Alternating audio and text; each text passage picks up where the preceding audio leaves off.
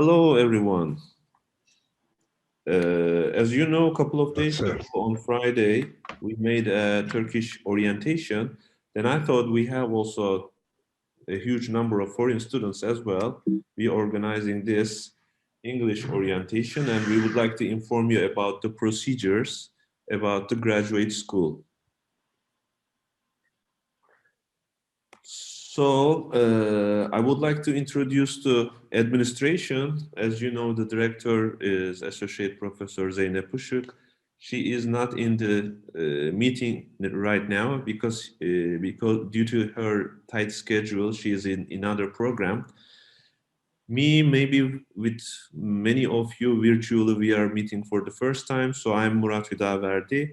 We have also Vice Director Nezir Aydın, Associate Professor. He is also in the meeting. Nezir Hocam. Hello, everyone. Okay. So if you have any Yes, sir. questions, we both, and of course with the Executive Secretary Süleyman Bolat, we would like to answer your questions. And also we have, I'm definitely sure all of you know, Nurdan. Our officer Nurdan is here for your questions as well. And thank you for the Ömer for the technical support for this online meeting, online broadcast, let's say. Of course, again, we would like to all welcome you to our institute, the Graduate School of Science and Engineering. And for many of you, if you are registering for the first time, you might say, okay, what is next? What you should do? This week, we are registering the courses. Okay, I would like to introduce the function of the institute and course selection. You might have the scientific preparation courses and how to select the thesis advisor. We have very special courses like thesis and specialization field courses. You have to be very careful with these courses. I will give you detailed information. Also for the qualifying exam and thesis monitoring reports are very important, and the graduation procedure at the very end, inshallah. We want all you to graduate smoothly. So I would like to introduce the institute and our functions. This is very important for you to understand, to get your questions quickly.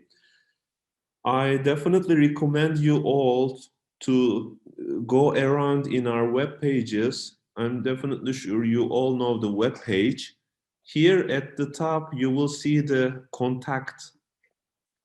If you click on this, you will see on the left side, Graduate School of Science and Engineering program coordinators, and on the right side is the grad school itself. So if you click on the left side, you will get your program, or let's say the department contact person, program coordinators. You will have the list. I guess for the time being, only the list is in Turkish, but we have names and emails. So it's not much needed, I guess. Only the department names are in Turkish. You can find the person in charge from your department from that list. So if you switch to the right side, so if you have any question to the institute, you will click here. As you click here, you will pop, there is this page popping up.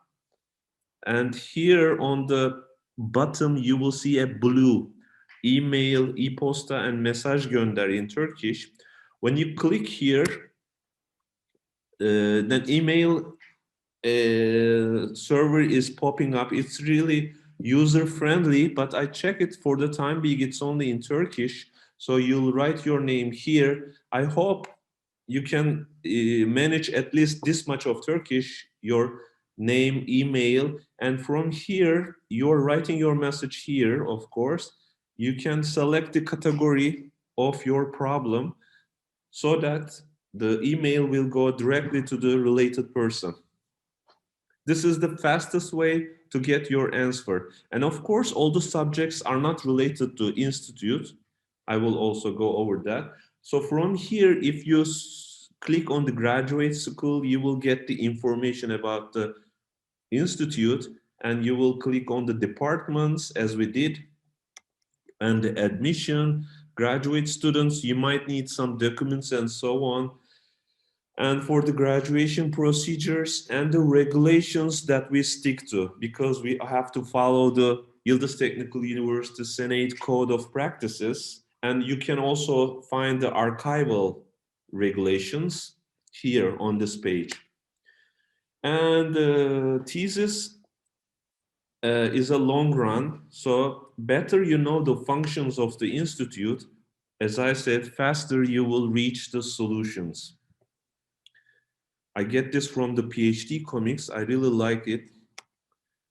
So there are many types of questions you could possibly send to institute, but I'm sure half of them is mostly related to your department.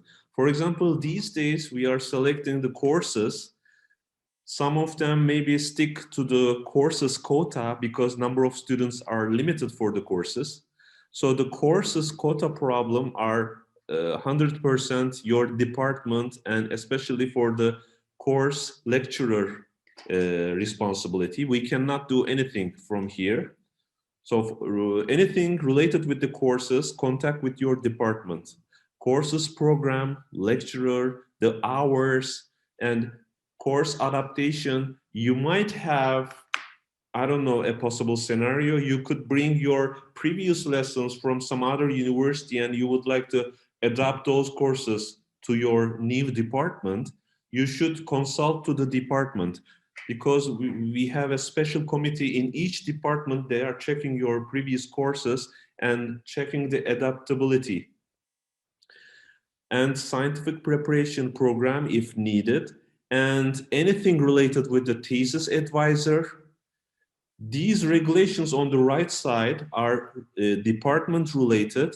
Institute is only regulating the documentation and the decisions coming from the department, okay? So institute can control or provide you a thesis template. Of course, we are not getting into the scientific details. This is totally with your department and with your advisor. We can check the plagiarism tests. And if you need any official document, I don't know, student certificate, transcript, and so on, we can provide from here, from the institute. And for your graduation procedures and I don't know, any other related issues, institute is responsible. If you write an email with the right side topics, of course, we will reply you and direct you into your department. Let's talk about the course selections. This week we are managing the course selections, and I guess this week we get into only the adding. We cannot drop our courses. So here is our calendar for the spring semester. We can still add drop. Okay, till Friday you can manage your courses. You can add or drop the courses till Friday. After the Friday, the institute will announce the closed courses. You might think why a course could close. I will explain that. And after closing the courses, some courses, those students, of course, will have to select some other courses. So the course add starts, and this will finish for the next week, Friday, on the 19th of March. And this term, the spring semester, will end May değil, June. Haziran olmayacak mıydı bu? So it ends in June 12th, Saturday. There is a technical problem here. It's not May. I remember it's June, right? So it's at the end of May and June, it will finish the term. Of course, course selections are managed from the GESIS automation system. I'm definitely sure all of you know this system. You will use your username and password provided by the GESIS. And if any course, if less than 3 students are registered, those courses are closed unless it is not a compulsory course. If those courses are closed, those students select some other courses. We need a 3 minimum student in a course.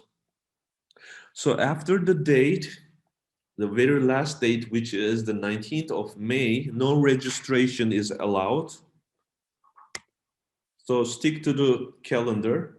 So again, if you go to departments page, from here, depending on master's or PhD program, you will see the departments and the programs offered in English, or you can switch to the Turkish web if you are interested in the Turkish programs. So from here, this is the announcement actually that I am going over. You can find these notifications here from the announcement. We are talking about here the attention of all our students announcement. So from here, if you click the curricula, you can get the education program for each department and program. When you click there, there's a Excel file will be downloaded, and on the bottom section, you will see the different departments, okay? Filter your department and see the courses. For example, if we click on the civil engineering, let's say, it's just an example, we will see geotechnic, hydraulic, coastal and ocean, transportation, mechanic, and construction management, many programs under the civil engineering department. For example, for the mechanics, you see a master's program here on the upper side, and the lower side is the PhD program. Of course, we have some courses here. Some of them are compulsory, and some of them are elective. So, as I said, in our case, I'm using the civil engineering example. At the end of each table, you will see a number, minimum number of compulsory courses. In our example, the civil engineering has 2 compulsory courses. You have to complete 2 courses from the compulsory list. It's a must course. So when you check your department's educational program, this is the list that you will see. Some of them are zorunlu, as you can see in Turkish, which means compulsory, and some of them elective. For example, here you have 5 zorunlu compulsory courses. You have to take only 2 of them. And again, I'm telling you, this is the complete list. Each term, not all the courses are available. You should check from your department's webpage for the available courses for this spring term, okay? Maybe fall term, some other courses are available, and so on. This is the complete list. And you are supposed to complete 21 credit out of it. So let's make an imaginary scenario for the courses, okay? Imagine 2 students from the civil engineering department, mechanics master program.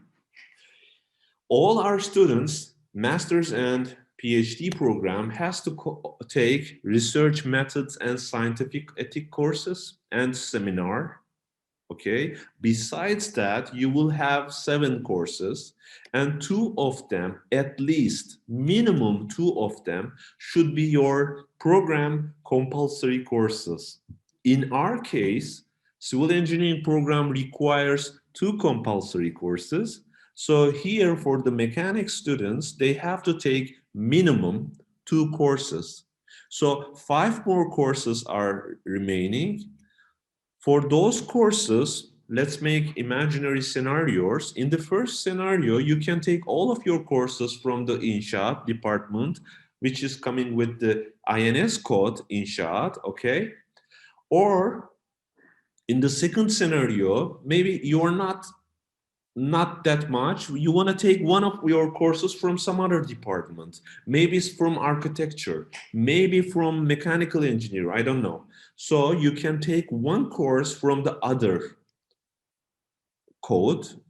It's not INS, okay? So for here, other, we mean other department or even other university. I want to make here very clear, this other university means other Turkish university, okay? Not international abroad universities. Öyle değil mi Nurdan Hanım? Here we don't have the only other Turkish universities you can take.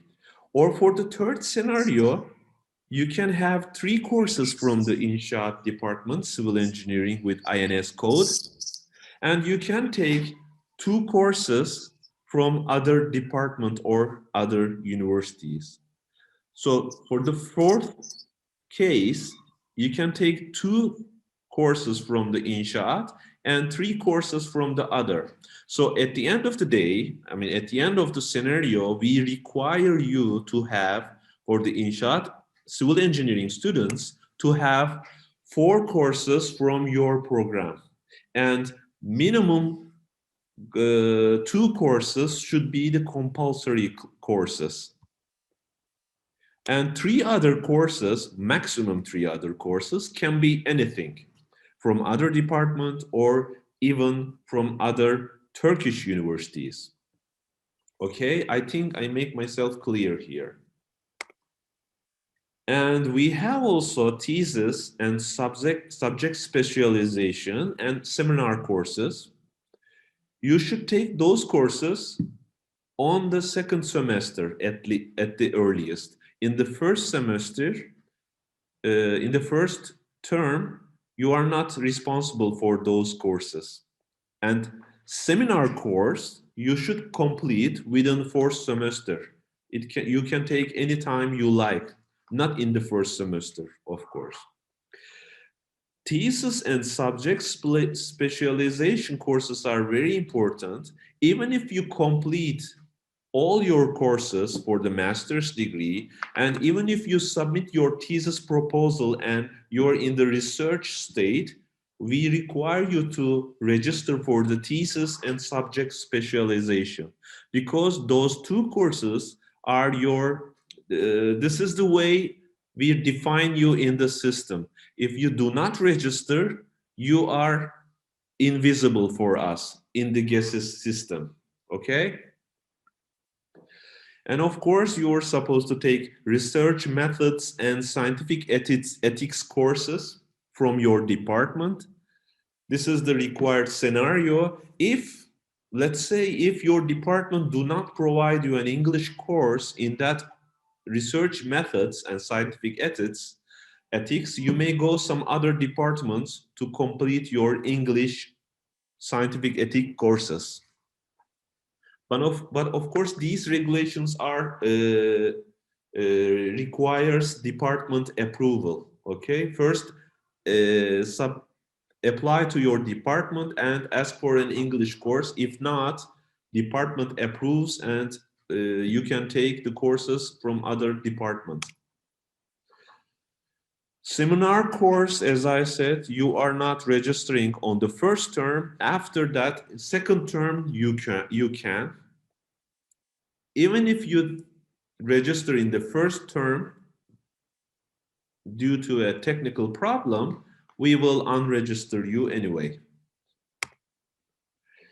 And unsuccessful courses are not considered in your average score, of course, right? And you can repeat any course except the ones with AA, because you are not supposed to get higher than that grade. So you can repeat and renew your score. But in this case, the last achieved grade, even if it's lower, last achieved grade will be considered. Of course, many of you are in the English language program, so be careful to complete all your courses in the English language. Turkish courses are not considered in your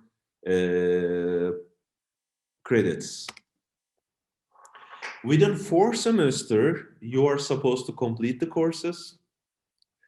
The students who fail to complete their courses during that period are deregistered.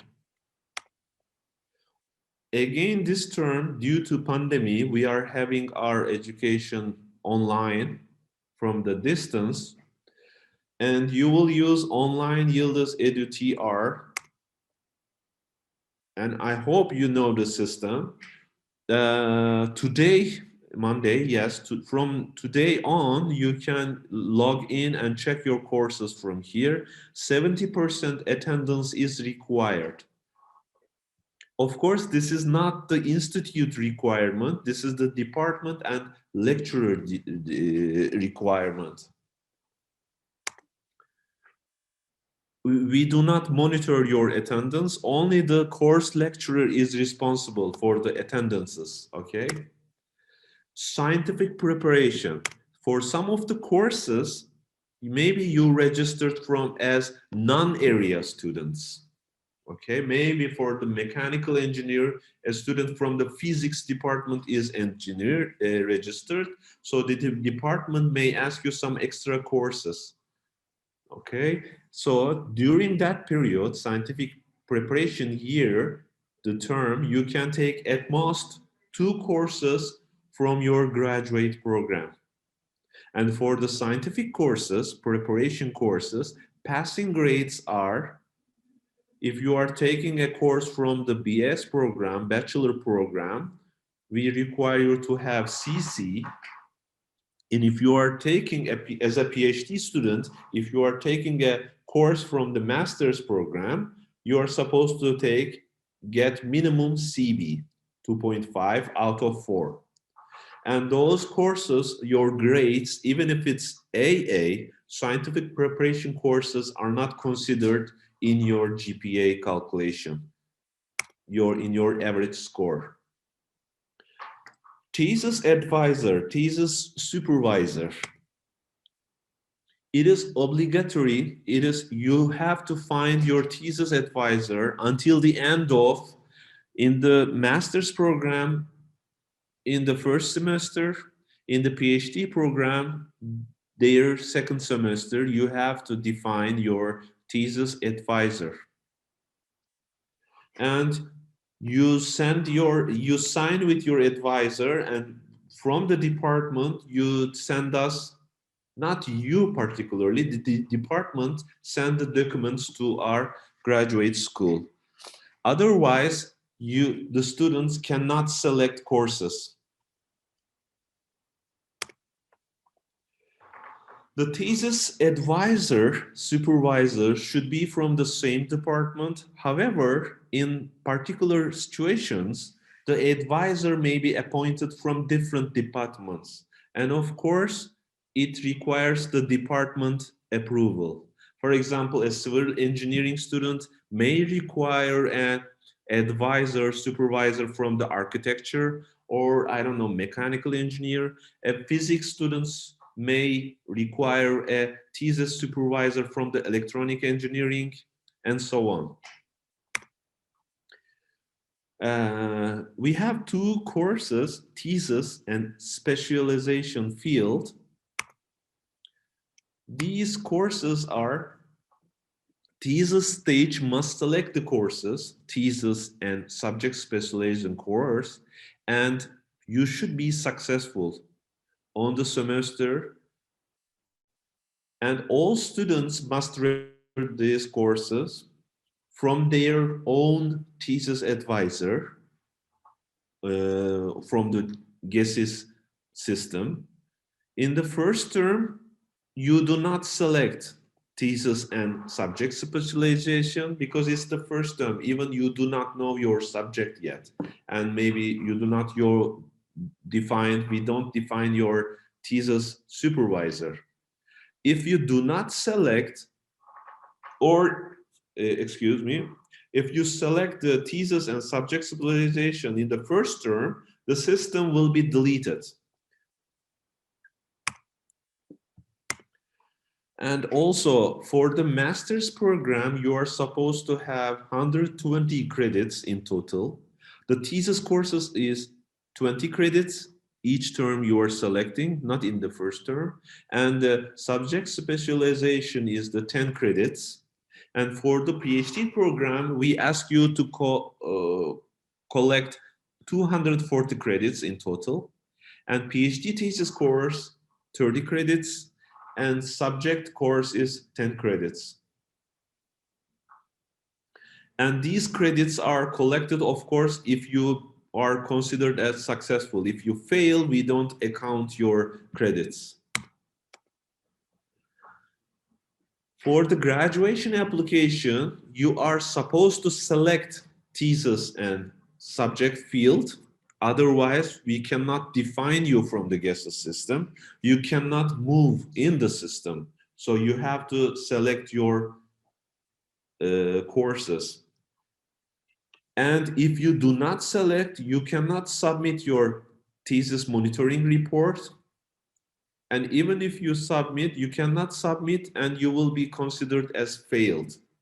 In such situation, the report that you submit will be rejected.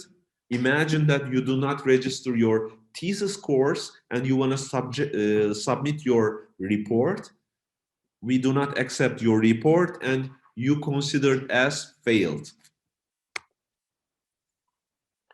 Here, I want to remind you, we have a 30-second survey. If you go to our web page and click on the announcement here, İngilizce sayfamıza giderseniz arkadaşlar, if you click on the web page, you will get a very short survey.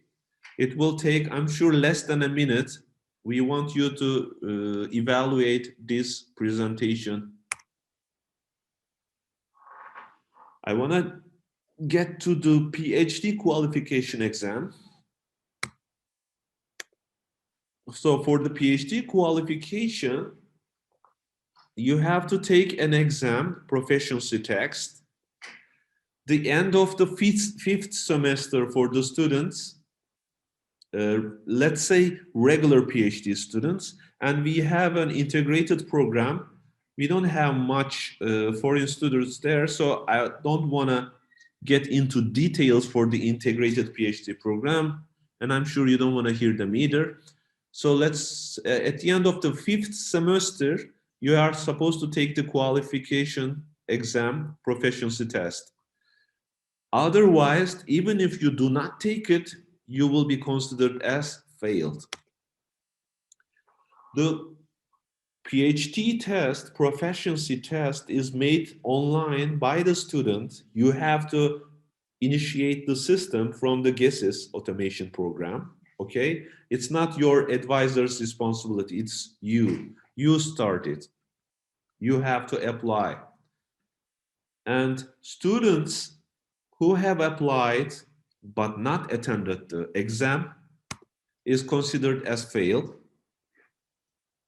Okay, once you applied and fail, you have to attend the second consecutive term as well. And if you fail twice, second failure, the student will be deregistered. The student will be dismissed if you fail 2 times from the qualifying exam.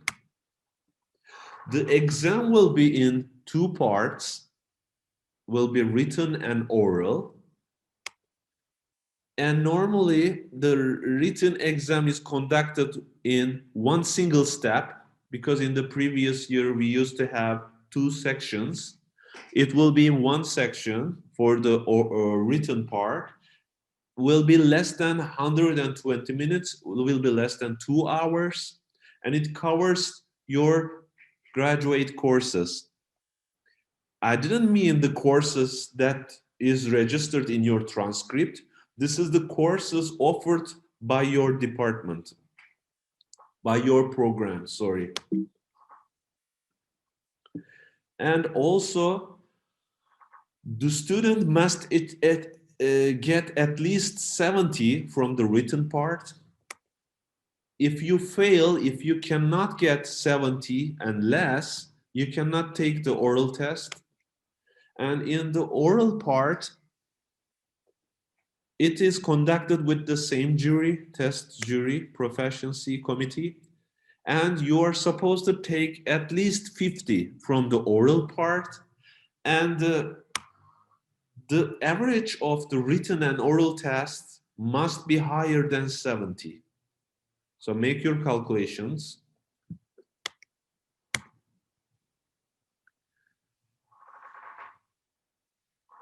If you fail in the oral part, for the next term, you are supposed to take only the part that you fail. because if you fail the written part, that means you're not taking the oral part, you will fail both. So I say you are only taking the part you failed. If you do not apply or take the test, you are considered to be failed for the second time. Those students who fail from the PhD qualifying proficiency test twice are dismissed, deregistered from the program. If you are successful from the qualifying exam, we define you, not we, sorry, the department and your program, you define a thesis monitoring committee within 1 month. It should be completed within 1 month, and thesis proposal within 6 months. Once you pass the exam, PhD qualifying exam, within 6 months, you have to propose your thesis. What else? Otherwise, you will be failed. PhD monitoring report, thesis monitoring reports. As I said, you have to register to thesis and subject specialization courses. Otherwise, we cannot define you in the system. This is your visibility in the system. If you want to do anything, you have to register thesis and subject specialization. If you do not select those courses, you cannot submit your thesis monitoring report. Even if you submit your report, it will be rejected and you will be considered as failed. So it is very important, even if you complete your courses and even in your research period, each term you are supposed to register to thesis and subject specialization courses from your advisor.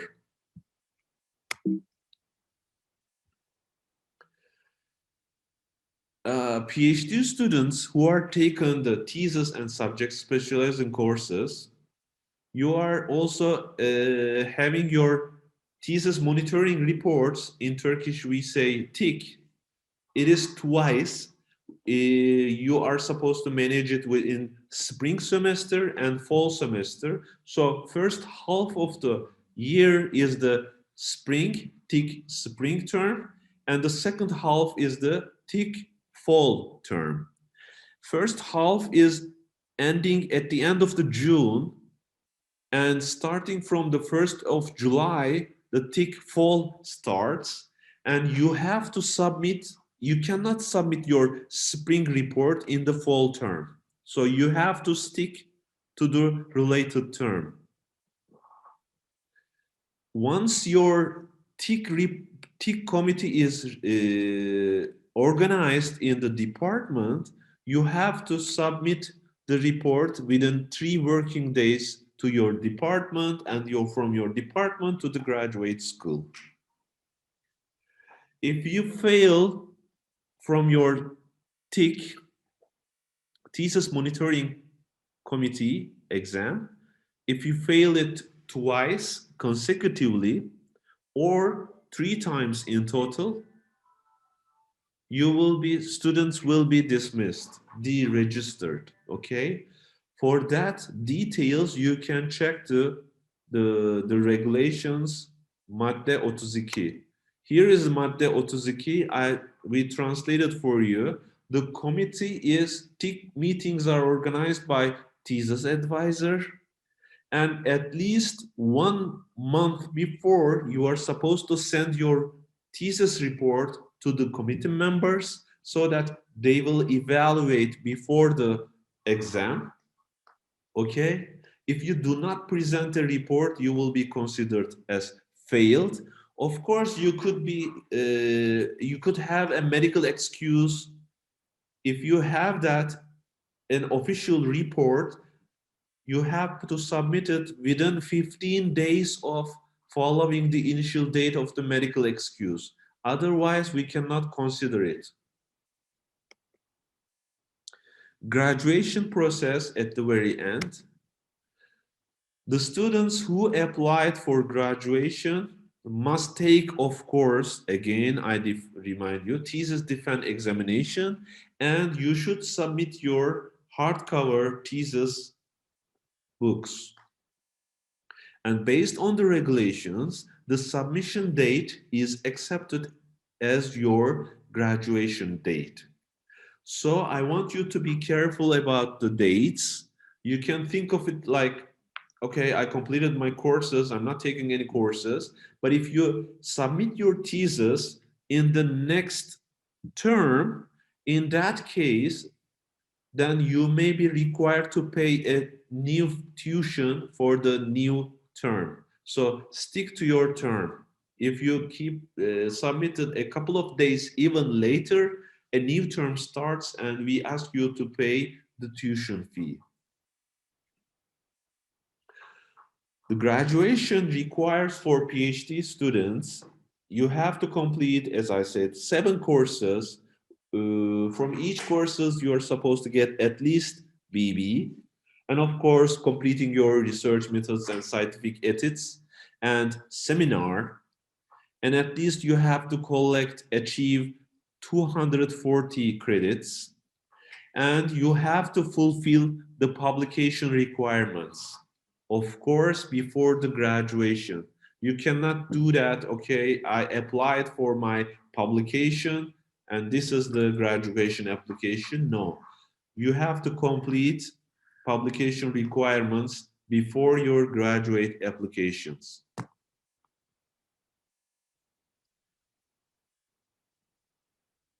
And of course, again, I want to remind you, in the very last term, if you do not select, do not register thesis and specialization field courses, you cannot apply for the graduation. Your application will be rejected. For the master's courses, you are supposed to take 7 courses in total. And of course, the research ethics and the seminar. And we require to have minimum CB, which refers to 2.5 out of 4. And you are supposed to achieve at least 120 credits. You can get more than that. And what else? I guess that's it for the master's program. We have also non-thesis program for the master's. You are supposed to collect 10 courses. In those courses, you do not take seminar, but you are taking the scientific ethics and research methodology. And students who fail at the end of the 3 semester, you could say 1.5 year, 3 semester, cannot graduate. Okay. We have also integrated PhD program, but we check it from the system. We don't have much foreign students here, so I will not get into details, and I'm sure you don't want to hear them either. We have also integrated PhD program. If any foreign students have questions with this, you can write in person to me. I guess this is the end of my talk. Thank you very much for your attendance, and we can take some questions. Any more questions? I guess. Yes, sir. I have a question. Khalid. Okay. Next, Wissam.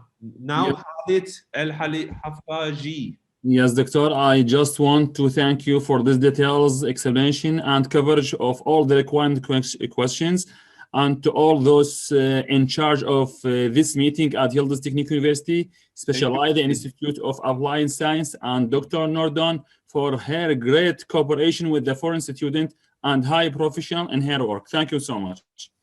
Thank you, Khalid. I guess, is that all? Thank you, Khalid. Your appreciation. Hepinize çok teşekkürler. Thank you for all attending here. And you can find this presentation online from the YouTube channel. So stay tuned for our YouTube channel. You can check anytime you like. And again, I remind you, most of the questions you are having problem, the answers are from your departments, okay? Thank you, sir. Thank you. Thank you very much. Thank you very I much. wish Thank you. a Yeah. successful term to all. Thank you, guys.